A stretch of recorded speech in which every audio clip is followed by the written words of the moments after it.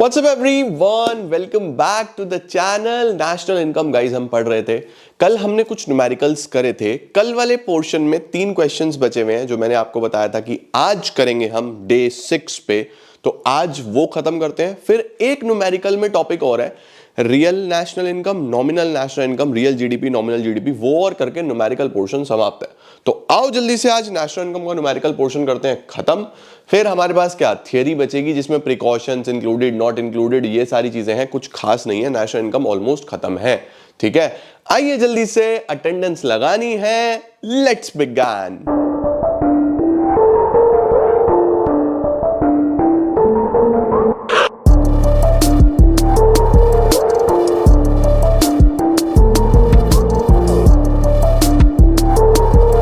हाँ तो मेरे प्यारे चिंटू और चिंटी शुरू करते हैं। आ जाओ। ये मैंने आपको क्वेश्चन दिया था कि यार ट्राई करके देखो। 3 क्वेश्चन बचे थे हमारे, वो 3 करेंगे, फिर तुम्हें रियल और नॉमिनल समझाता हूं क्या है। ठीक है, आओ देखो। Calculate the value of change in stock from the following data. Change in stock निकालना था। इसमें बहुत सारे बच्चों ने कमेंट सेक्शन में आंसर लिखे, मुझे बहुत खुशी हुई, बहुत खुशी हुई। तुम्हें यकीन नहीं होगा जितना मुझे खुशी मिलती है ना जब मैं तुम्हारे कमेंट्स देखता हूं कि तुम्हें समझ में आ रहा है, तुम आंसर सही लिख रहे हो। दिल से खुशी होती है कि इतना सारा मेहनत, रात रात भर जागना, क्वेश्चंस निकालना, और फिर क्या पीपीटी में लिखना है क्या नहीं लिखना वो टीम को बताना, फिर तुम्हारे लिए वीडियोस करनी। बट जब तुम आंसर्स लिखते हो ना, बहुत फुलफिल्ड फील होता है कि हाँ वो सारी मेहनत काम कर रही है, बच्चों को समझ में आ रहा है, हार्ड वर्क कर रहे हैं, प्रैक्टिस कर रहे हैं। तुम कंटिन्यू रखना बच्चों, जहां तक जितना मैं कर पाऊंगा तुम्हारे लिए, जितनी मेरे में एनर्जी है, आखिरी दम तक, आखिरी लिमिट तक मैं करूंगा। और तब तक करूंगा जब तक बिल्कुल डेड स्टेट में ना पहुंच जाऊंगी, अब हो ही नहीं सकता, तब तक करूंगा। बस तुम्हें पढ़ना है और फोड़ना है। ठीक है, कॉमर्स में कोई बच्चा ऐसा नहीं होना चाहिए जिसे कोई दिक्कत आए। देखो क्या बोल रहा है, calculate the value of change in stock from the following data. अब बेटा चेंज इन स्टॉक देखो, हमें यहाँ पे सेल्स दिया हुआ है, बहुत बढ़िया। हमें यहाँ पे चेंज इन स्टॉक ढूंढना है, और क्या दिया हुआ है, इंटरमीडिएट कंजम्पशन भी दिया हुआ है। तो हम समझ गए कि ये कहीं ना कहीं वैल्यू एडिड मेथड का सवाल बन रहा है, राइट। तो वैल्यू एडिड मेथड से हमें क्या मिलता है, GDP at MP. Sir GDP at MP कैसे निकलता है, value of output minus intermediate consumption, है ना। अब हमें एनवीए एट एफसी दिया हुआ है, और मुझे क्या चाहिए, जीडीपी एट एमपी मिल जाए किसी तरीके से। मुझे क्या दिया हुआ है, एनवीए एट एफसी। मुझे दिया हुआ है बच्चों NVA at FC. NVA at FC दिया हुआ है 200। नेट से ग्रॉस पे आना है प्लस डेप। ठीक है, वीए और डीपी एक ही बात होती है, वीए बोल दो या डीपी बोल दो, एक ही बात है। ठीक है, फैक्टर कॉस्ट से मार्केट प्राइस पे आना है तो प्लस एनआईटी करना पड़ेगा। तो डेप्रिसिएशन दिया हुआ है सर 40, ये है डेप्रिसिएशन 40। एनआईटी है क्या, IT minus subsidies, IT minus subsidies. हमें एनवी एट एफसी हम यूज कर चुके हैं, ठीक है, और डेप्रिसिएशन हम यूज कर चुके हैं। उसके बाद खाली सब्सिडीज दी हुई है बेटा, इनडायरेक्ट टैक्सेस नहीं है। ठीक है, अगर इनडायरेक्ट टैक्सेस नहीं है तो उसको जीरो मानो भाई। एनआईटी अगर मुझे निकालना है, एनआईटी निकलता है आईटी माइनस सब्सिडीज। ठीक है, इनडायरेक्ट टैक्सेस बेटा नहीं दिए हुए, तो इनडायरेक्ट टैक्सेस को हमें लेना पड़ेगा 0। सब्सिडीज कितनी दी हुई है, सब्सिडीज दी हुई है 10, तो एनआईटी माइनस 10 आ जाएगा, एनआईटी आ जाएगा माइनस 10। तो यहां प्लस करना था, फिलहाल माइनस हो जाएगा, तो ये आंसर आ जाएगा 230। जीडीपी एट एमपी आ गया 230, इसको यहां रख दो 230। अब वैल्यू ऑफ आउटपुट क्या होता है बच्चों, वैल्यू ऑफ आउटपुट आपको पता है sales plus change in stock होता है, तो इसी को निकाल लेंगे। वैल्यू ऑफ आउटपुट को ढूंढते हैं, minus intermediate consumption. Intermediate consumption ये रहा 100, ये है -100। ठीक है, तो अगर मुझे वैल्यू ऑफ आउटपुट निकालना हो, ये इधर माइनस है तो इधर आके प्लस हो जाएगा, तो वैल्यू ऑफ आउटपुट आ जाएगा 230 प्लस 100 यानी 330। 330 का हमारे पास बच्चों वैल्यू ऑफ आउटपुट आ गया। ठीक है, अब वैल्यू ऑफ आउटपुट का फॉर्मूला क्या होता है, value of output is equal to sales plus change in stock. यही सीखा हमने, sales plus change in stock. Value of output है 330, सेल्स कितना है सर, सेल्स ये रहा, सेल्स है 400 प्लस चेंज इन स्टॉक, ये है हमारे पास प्लस चेंज इन स्टॉक। तो अगर हम देखें तो चेंज इन स्टॉक तो इधर ही रखेंगे, 330 माइनस 400 माइनस का 70 आ गया बेटा change in stock. Change in stock कितना आ रहा है? माइनस का 70। तो अगर आपका आंसर माइनस का 70 आ रहा है तो this is the right answer, ये आना चाहिए। ठीक है, ओके, लो जल्दी से स्क्रीनशॉट, फिर आगे चलते हैं। Done sir. नेक्स्ट क्वेश्चन ये है, देखो, calculate NVA at FC by Sambhav a farmer. बच्चों संभव एक फार्मर है, उसका NVA एट FC निकालना है। इस तरीके का क्वेश्चन भी आ जाता है क्योंकि बच्चे हो जाते हैं कंफ्यूज कि ये क्या हो गया, जबकि कुछ भी नहीं है बेटा। अब मुझे बताओ GDP at MP, GDP at MP कैसे निकलता है? Value of output minus intermediate consumption, है ना। वैल्यू ऑफ आउटपुट कैसे निकलता है? Sales plus change in stock. Intermediate consumption देखो पहले तो, intermediate consumption purchase of tractor. Tractor बेटा इंटरमीडिएट गुड नहीं है, ट्रैक्टर एक फाइनल गुड है, तो ये तो कहीं भी नहीं आएगा, ये तो एक्स्ट्रा है। ध्यान रखना, purchase of tractor, purchase of machine, ये मैंने तुम्हें बताया था कि ये सारे कौन से गुड्स हैं? फाइनल गुड्स हैं, ये नहीं आएंगे बच्चों। फाइनल गुड पता है ना, वो भी पीछे पढ़ा ना हमने चैप्टर नंबर 2 में, intermediate good, final good. Final good सारी मशीनें जो फर्म्स ने ली है फर्दर प्रोडक्शन के लिए या फिर इन्वेस्टमेंट के लिए, 1 साल से ज्यादा रखी जाएंगी जो उनके पास, है ना। तो वो चीजें हमें नहीं लेनी है, मशीनें, ट्रैक्टर, मशीन्स, ये सब नहीं लेनी। ओके, छोड़ देना। अच्छा जी, और कुछ है क्या? और क्या है? सेल दिया हुआ है, चलो पहले यही लिखते हैं। वैल्यू ऑफ आउटपुट में हम लोग लेते हैं sale plus change in stock minus intermediate consumption, है ना। देखो बोल रहा है उसने सेल बेचा लोकल मार्केट में, 6800 की तो सेल लोकल मार्केट में है। ठीक है जी, 6800 की तो लोकल मार्केट में है। Procurement of wheat by the government, ये सरकार को बेचा, 200 का बेटा सरकार को बेचा। ठीक है। Consumption of wheat by the farming family during the year, ये हो गया बेटा goods produced for self consumption. Wheat जो है वो अपना घर ले गए, भाई घर ले गए, प्रोडक्शन तो वो भी हुआ है ना, मैंने आपको लिखवाया था कि सेल्स, चेंज इन स्टॉक, और अगर कोई अपना घर ले गए तो वो भी जोड़ देना। तो consumption of wheat by farming family 50, ये इनका सेल्फ कंजम्पशन हो गया, हमने ये भी ले लिया सर। चेंज इन स्टॉक तो दिया ही नहीं हुआ, तो बस फिर चेंज इन स्टॉक की तो जरूरत ही नहीं है, बस यही हो जाएगा। इंटरमीडिएट कंजम्पशन कोई खर्चा हुआ है? देखो ये बोल रहा है expenditure on maintenance of existing capital stock, जितना भी कैपिटल स्टॉक है उसकी मेंटेनेंस पे खर्चा, मेंटेनेंस का खर्चा, रिपेयर का खर्चा, ये तो इंटरमीडिएट कंजम्पशन हो गया ना बेटा। ये आया हमारा खर्चा, कितना आया? 100 रुपए का। 100 रुपए का इंटरमीडिएट कंजम्पशन आ गया। अब बताओ सर क्या आ रहा है? 6800 प्लस 200 प्लस 50, 7050 माइनस 100, 6950 आ गया। रुपीज 6950 करोड़, ये हमारा आंसर है। 6950 करोड़ बच्चों, ये हमारा आंसर है जीडीपी एट एमपी का। अब हमें क्या चाहिए? हमें चाहिए NVA at FC. NVA at FC का मतलब एनडीपी एट एफसी, और अभी हम कहां पे हैं? हम हैं जीडीपी एट एमपी पे। ये तो है 6950। ठीक है। अब अगर ग्रॉस से नेट पे आना है तो डेप्रिसिएशन चाहिए, डेप्रिसिएशन नहीं है। ग्रॉस से अगर नेट पे आना है तो हमें डेप्रिसिएशन हटाना पड़ता है, डेप्रिसिएशन नहीं है तो वो जीरो, राइट। हमें करना पड़ता है माइनस डेप, वो नहीं है तो जीरो, बाकी सब सेम है। मार्केट प्राइस से फैक्टर कॉस्ट, तो माइनस करना पड़ेगा एनआईटी। मार्केट प्राइस से फैक्टर कॉस्ट पे आना है तो माइनस करना पड़ेगा ना बच्चों एनआईटी। एनआईटी कैसे निकलेगा? एनआईटी निकलेगा IT minus subsidies. Sir IT भी नहीं है, सिर्फ सब्सिडी है, सब्सिडी है 20 की, तो 0 माइनस 20 माइनस 20 आ जाएगा। तो हमें माइनस 20, तो ये हो गया 6970 फाइनल आंसर, ये आ जाएगा बच्चों 6970 फाइनल आंसर। तो देखो हमने सबसे पहले क्या करा, जीडीपी एट एमपी निकाला। जीडीपी एट एमपी कैसे निकलता है? Value of output minus intermediate consumption. Value of output कैसे निकलता है? भाई जितने का सामान मैंने बनाया है, चाहे वो बेच दिया हो, चाहे वो बच गया हो, चाहे वो मैं घर ले गया हूं, तो है तो प्रोडक्शन तो पूरा ही है ना। सपोज मैंने 100 कैलकुलेटर बनाए, 50 मैंने बेच दिए सेल, 30 मेरे पास बचे हुए हैं चेंज इन स्टॉक, और 20 मैं घर ले गया, तो टोटल 100 तभी तो आया ना बेटा। तो तीनों जोड़े मैंने, क्या क्या लिया? सेल, ये भी सेल है, ये सरकार को है ना, ये घर ले गया, तो तीनों जोड़ दिए, 1 2 3 तीनों जोड़ लिए। परचेज ऑफ ट्रैक्टर कहीं नहीं आएगा, ये फाइनल गुड है, ये तुम्हें कंफ्यूज करने के लिए दिया है। इंटरमीडिएट चाहिए ना हमको, इंटरमीडिएट बस एक ही खर्चा था वो ले लिया। तो 6800 7000 plus 50 7050 minus 100 6950 GDP at MP आ गया। यहां से हम चले गए एनडीपी एट एफसी पे, यही चाहिए था। एनवीए का मतलब एनडीपी ही होता है, इससे कंफ्यूज मत होना बिल्कुल भी।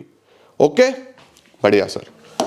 चलो आखिरी सवाल बचा ये इस तरीके का बेटा, देखो हमें ग्रॉस डोमेस्टिक कैपिटल फॉर्मेशन निकालनी है। क्या निकालना है? Gross domestic capital formation. भाई ये ग्रॉस डोमेस्टिक कैपिटल फॉर्मेशन थोड़ी निकालना था इसमें, ग्रॉस डोमेस्टिक कैपिटल फॉर्मेशन तो इसमें निकालना था। ये नालायक है, इसमें ग्रॉस डोमेस्टिक कैपिटल फॉर्मेशन नहीं निकालना। इसमें क्या निकालना है मैं बताता हूं तुम्हें। इसमें हमें निकालना है value added, gross value added निकालना है हमें, जीवीए निकालना है बेसिकली, ग्रॉस वैल्यू एडेड, ये फाइंड करना है बेटा, ग्रॉस वैल्यू एडेड। ठीक है, आप स्क्रीनशॉट लो पहले इस क्वेश्चन का, ग्रॉस वैल्यू एडेड। अब देखो बच्चों इसके अंदर क्या दिया हुआ है ना, दो फर्म्स की बात कर रहा है, firm A firm B, firm A firm B, firm B firm A B.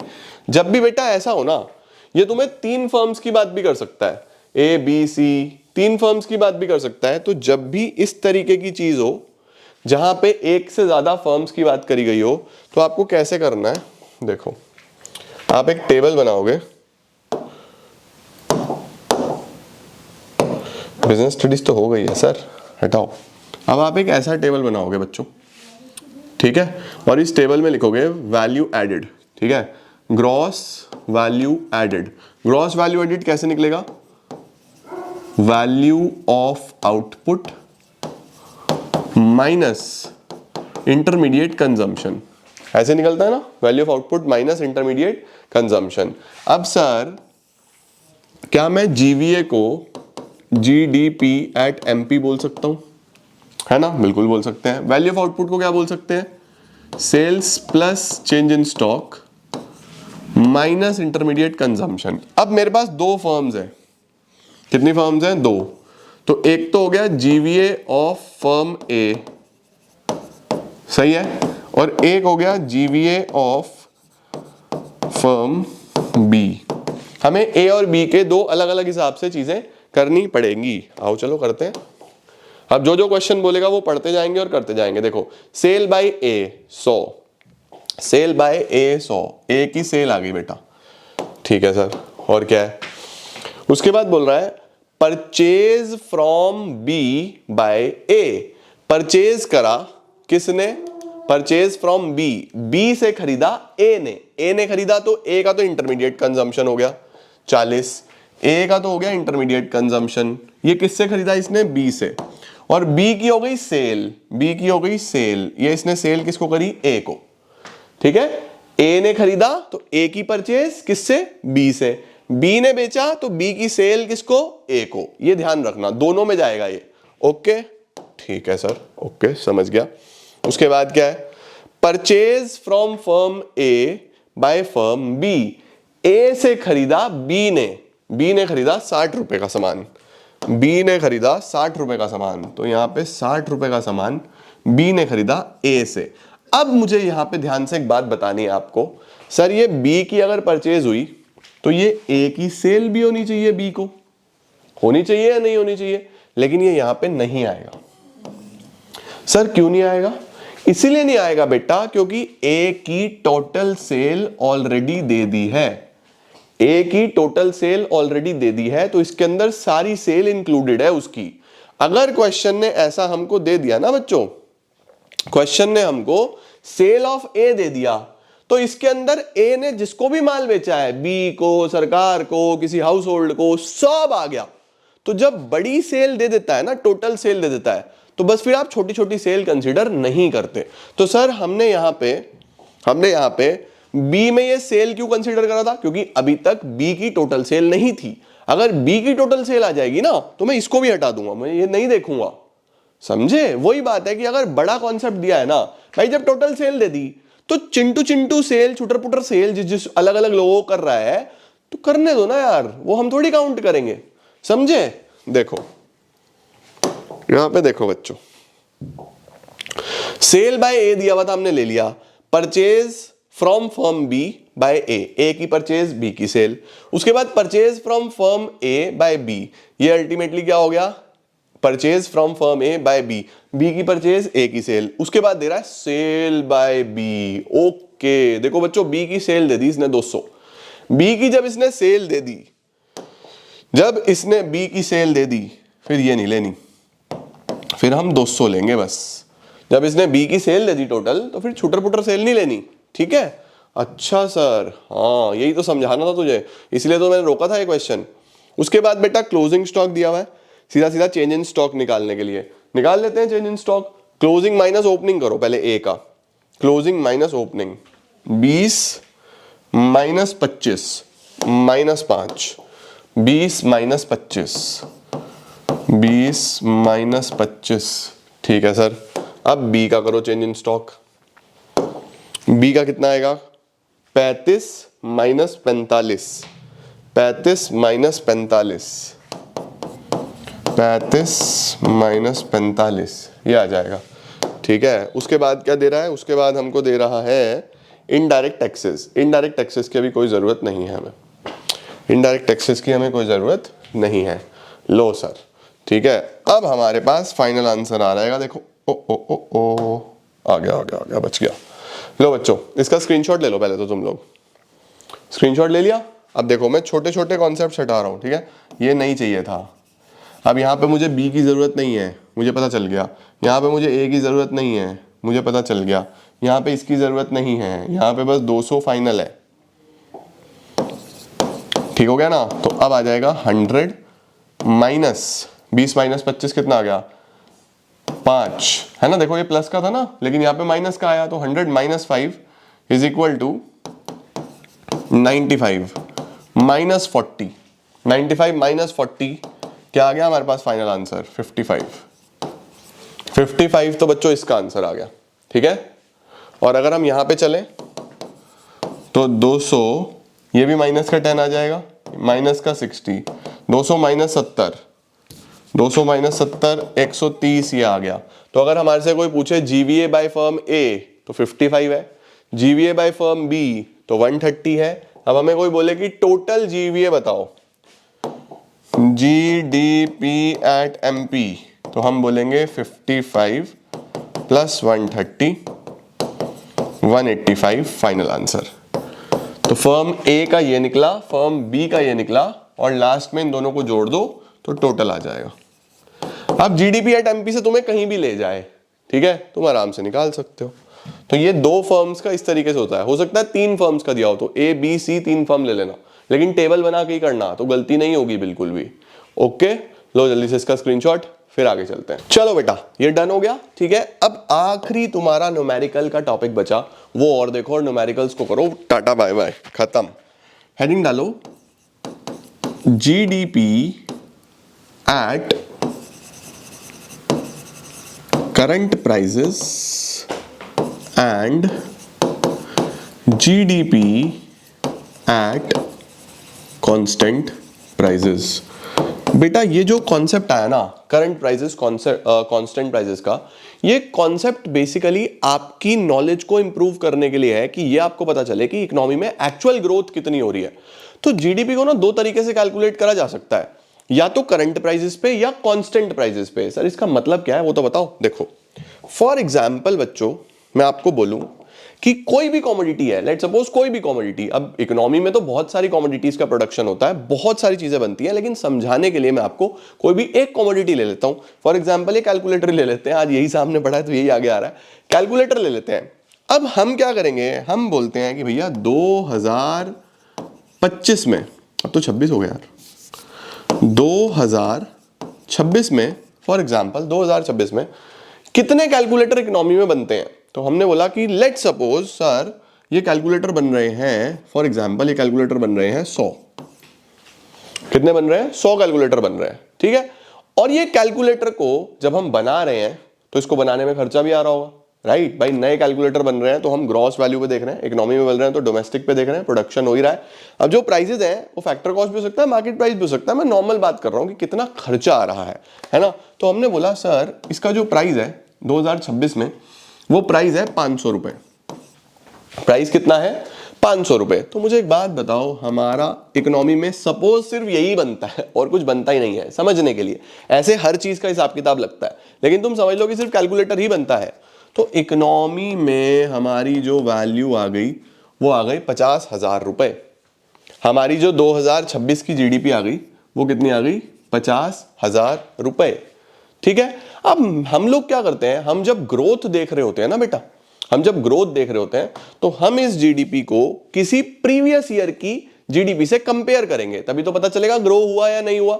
भाई एक बात बताओ, तुम्हारे 12वीं के नंबर आएंगे, तुम बोर्ड्स दोगे तो तुम देखोगे कि हाफ ईयरली में कितने आए थे और अब कितने आए, या प्री बोर्ड में कितने आए थे और अब कितने आए, तभी तो पता चलेगा कि ग्रोथ हुई या नहीं हुई, या नहीं भाई, ऐसा ही तो है। तो तुम क्या करते हो, तुम इस जीडीपी को, जो आज की जीडीपी है, इसको किसी बेस ईयर की, बेस ईयर मतलब किसी पास्ट ईयर की जीडीपी से कंपेयर करते हो। ठीक है, अब जब तुम पास्ट ईयर की जीडीपी से कंपेयर करते हो, जब तुम पास्ट ईयर की जीडीपी से कंपेयर करते हो तो वो ईयर कौन सा होगा, तो हमारे देश में बच्चों जो बेस ईयर है वो 2011-12 को लिया गया है। हमारे देश में जो बेस ईयर हम कंसीडर करते हैं वो 2011-12 कंसीडर करते हैं।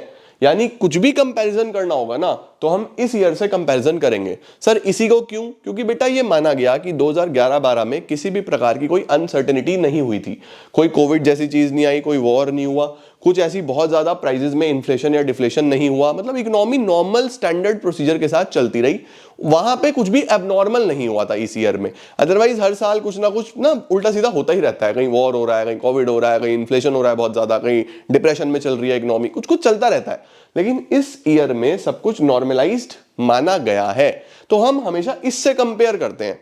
ठीक है, अब हमने क्या बोला, हमने कहा ठीक है भाई 2026 में ये चीजें थी, राइट। अब हमें बताओ, अगर हमें एक्चुअल ग्रोथ देखनी है, हमें एक्चुअल ग्रोथ अगर देखनी है तो हमको ये देखना पड़ेगा कि 2012 में बेसिकली क्या चल रहा था, 2012 में क्या चल रहा था, है ना। तो हमने बोला कि 2012 पे चलते हैं सर, 2012 पे चलते हैं सर। अब 2012 में बच्चों, 2012 में बच्चों हमारे पास जो प्रोडक्शन हो रहा था, जो प्रोडक्शन हो रहा था वो 100 कैलकुलेटर का ही हो रहा था। कितने कैलकुलेटर का हो रहा था, 100 कैलकुलेटर का ही हो रहा था। लेकिन उस टाइम पे जो प्राइस थे वो प्राइस थे 100 रुपए। कैलकुलेटर कितने का था, 100 रुपए का था बच्चों। अब मुझे एक बात बताओ, अगर उस टाइम पे देखूं तो क्या जीडीपी 10,000 आ जाएगा, 10,000 आ जाएगा। तो आप जब कंपेयर कर रहे हो तो आप बोल रहे हो भैया 2012 में मेरे देश की जीडीपी 10,000 थी और आज 2026 में मेरे देश की जीडीपी 50,000 है, ये तो बहुत ग्रोथ है, ये तो मजा आ रहा है, एकदम ग्रोथ ही ग्रोथ है, तो बहुत अच्छी चीज है, हमने खूब ग्रो करा, हमने तो खूब ग्रो करा। लेकिन the fact of the situation is ऐसा कुछ भी नहीं है, कोई ग्रोथ नहीं है बच्चों। सर ग्रोथ नहीं है, क्या बात कर रहे हो, 10,000 से 50,000 ग्रोथ साफ साफ तो दिखाई दे रही है, नहीं दिखाई दे रही बच्चों ग्रोथ साफ साफ।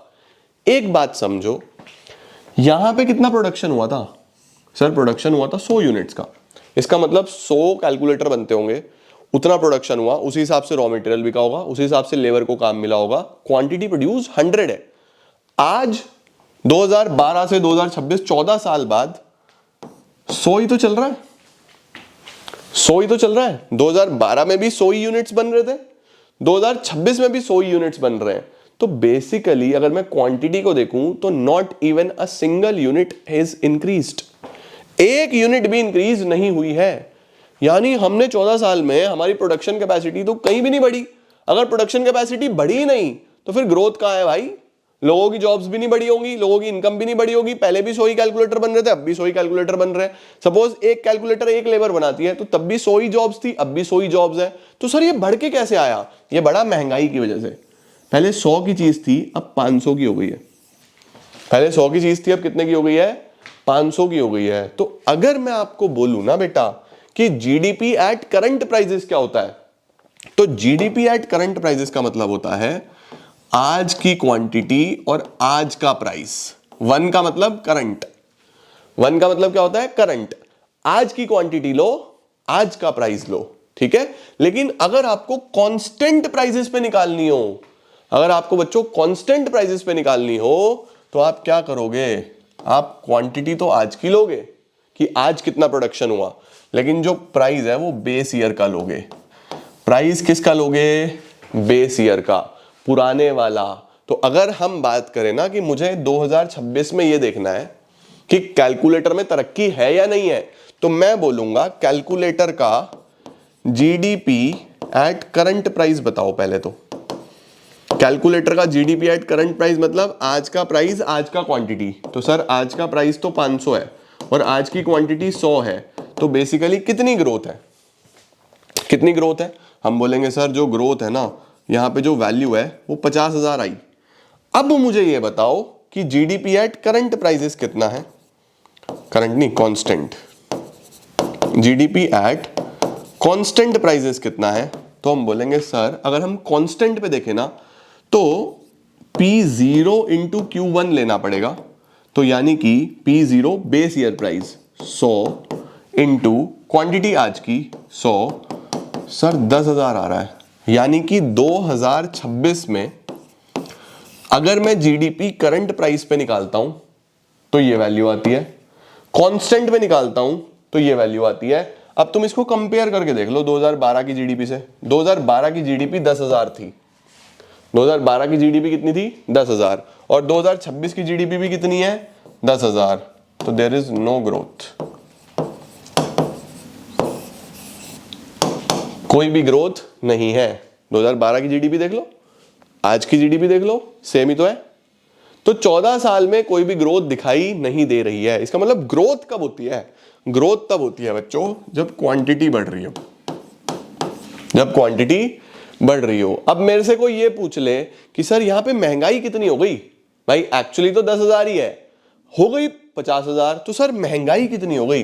तो प्राइस को महंगाई दिखाने के लिए एक कॉन्सेप्ट बना जिसका नाम रखा जीडीपी डिफ्लेटर या फिर प्राइस इंडेक्स। जीडीपी डिफ्लेटर या फिर प्राइस इंडेक्स ये क्या दिखाता है, ये बोलता है कि आप जीडीपी लो नॉमिनल प्राइसेस पे, डिवाइड कर दो उसको रियल प्राइसेस से, इनटू 100 कर दो।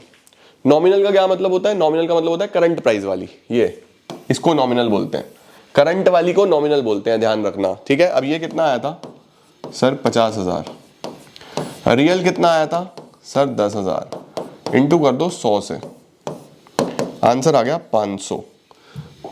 अब जो डिफ्लेटर की वैल्यू है ना बच्चों, जो प्राइस इंडेक्स की वैल्यू है, इसका हमेशा बेस 100 माना जाता है, इसका बेस हमेशा क्या माना जाता है 100।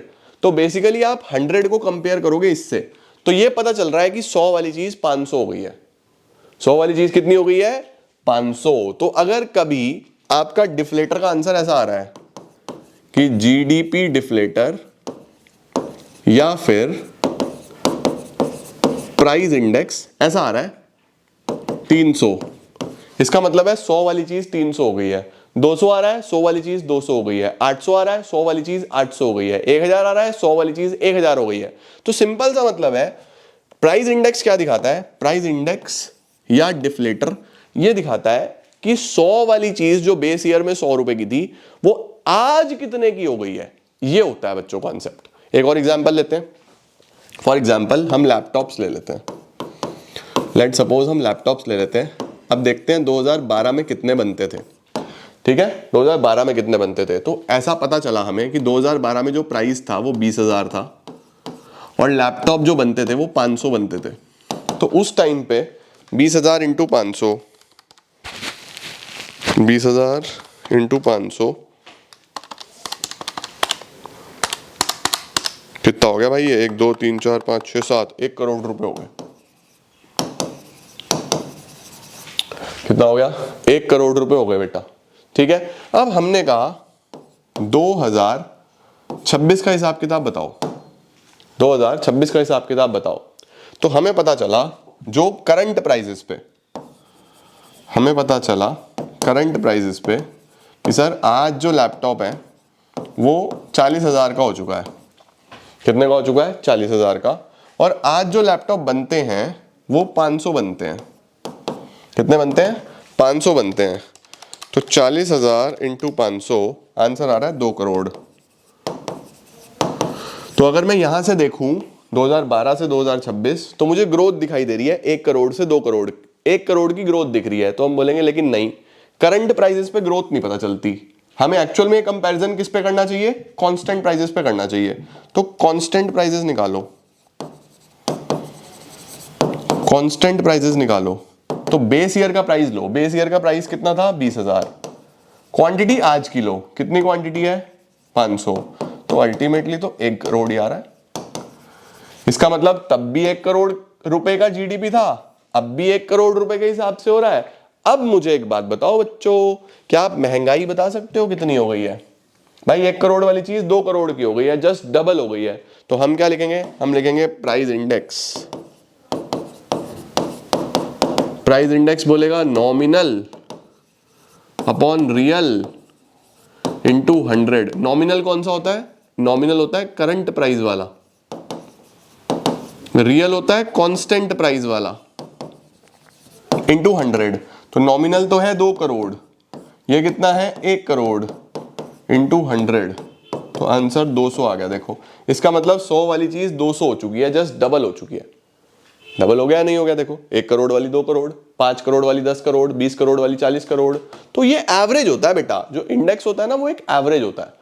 ओके, अब सर इसके क्वेश्चंस कैसे आते हैं एग्जाम में?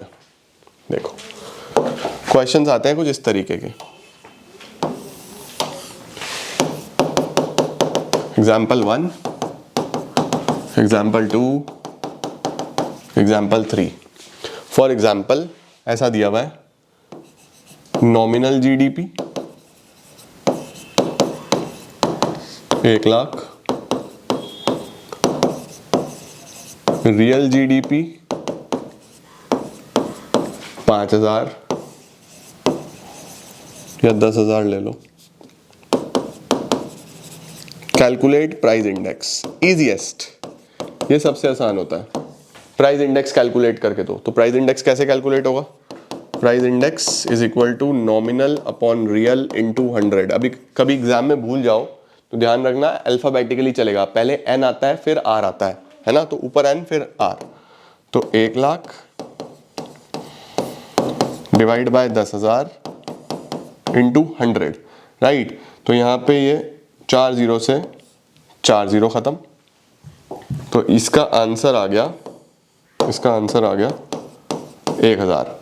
इसका मतलब है बेटा कि 100 वाली चीज 1,000 हो गई है, 100 वाली चीज 1,000 हो गई है, इसका मतलब 10 टाइम्स, हर चीज 10 गुना बढ़ गई है। देखो 10,000 वाली 1 लाख हो गई। दूसरा एग्जाम्पल क्या हो सकता है, इसका स्क्रीनशॉट लेना, ले लो। दूसरा एग्जाम्पल क्या हो सकता है, नॉमिनल जीडीपी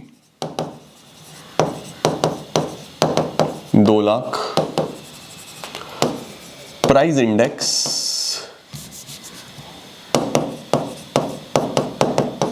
400, रियल जीडीपी बताओ, रियल जीडीपी बताओ।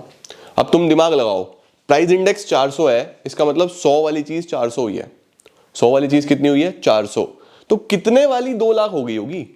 4 गुना। 2 लाख किसका 4 गुना है? सर 50,000 का, 50,000 का 4 टाइम्स करूं तो 2 लाख आता है ना? लेकिन फिर भी हम लिखेंगे price index is nominal upon real into 100। तो 400 is 2 lakh upon real into 100, हमें ये निकालना है ना? तो हम रियल इधर रख देंगे, 2 लाख इंटू 100 डिवाइड बाय 400, ठीक है? ये 00 से 00 खत्म, 4 5 20, तो रियल देखो 50,000 आ गया। रियल कितना आ गया? 50,000 आ गया बच्चों। परफेक्ट। अब एग्जाम्पल 3 क्या हो सकता है? रियल जीडीपी दिया हुआ है आपको 20,000, प्राइस इंडेक्स आपको दिया हुआ है 400, नॉमिनल जीडीपी बताओ, नॉमिनल जीडीपी बताओ। चलो शुरू करो फटाफट से करना। इस बार 100 वाली चीज 400 हो गई है, ये रियल है, ये रियल है, तो रियल से नॉमिनल निकलता है। 20,000 वाली कितनी हो गई होगी? अगर 100 वाली 400 हो गई 4 गुना, तो 20,000 वाली का 4 गुना, 20,000 इंटू 4 80,000, ये आंसर है। तो हम लिखेंगे price index is nominal upon real into 100। 400 is nominal 20,000 into 100। ठीक हो गया बेटा। तो यहाँ पे 00 से 00 खत्म, तो नॉमिनल कितना आ गया 200 इंटू 400, 80,000 आंसर। ठीक है, तो इस तरीके से बच्चों आपको कुछ भी देके, तीन में से कोई भी दो वैल्यू देके वो आपसे कैलकुलेट करा सकता है। बस आपको ये ध्यान रखना है बेटा कि जो नॉमिनल जीडीपी होता है ना, नॉमिनल, ये आज के प्राइस और आज के क्वांटिटी से निकला होता है, और जो रियल होता है ये बेसिकली बेस ईयर का प्राइस और आज की क्वांटिटी से निकला होता है। ये तुमको पता होना चाहिए कि नॉमिनल और रियल क्या है, और इनका जो डिफरेंस है वो प्राइस इंडेक्स या जीडीपी डिफ्लेटर के नाम से चलता है। नॉमिनल को हम करंट प्राइसेस बोलते हैं, रियल को हम कांस्टेंट प्राइसेस बोलते हैं। तुम्हें पता होना चाहिए। बस इतना ही है बेटा न्यूमेरिकल्स में, और न्यूमेरिकल में कुछ भी नहीं है। बस तुम्हें इतना होना चाहिए, आना चाहिए। इस पे बेस्ड एक आधा सवाल और भी आता है स्टोरी बेस्ड, बट वो मैं तुमको अभी एक बार जीएनजी पूरी कर लो उसके बाद कराऊंगा, जब मैं तुम्हें इसके बाद और अदर एक्स्ट्रा क्वेश्चंस प्रैक्टिस कराऊंगा। तो अभी के लिए इतना सफिशिएंट है, नेशनल इनकम के न्यूमेरिकल्स में इतना बहुत है, इसको अच्छे से कंप्लीट करो। एंड बस थियोरी बची अब चैप्टर 4 की, कल करके नेशनल इनकम खत्म। ठीक है, आज के लिए इतना ही। बहुत बहुत धन्यवाद, thank you so much. Keep growing, keep glowing and keep smiling.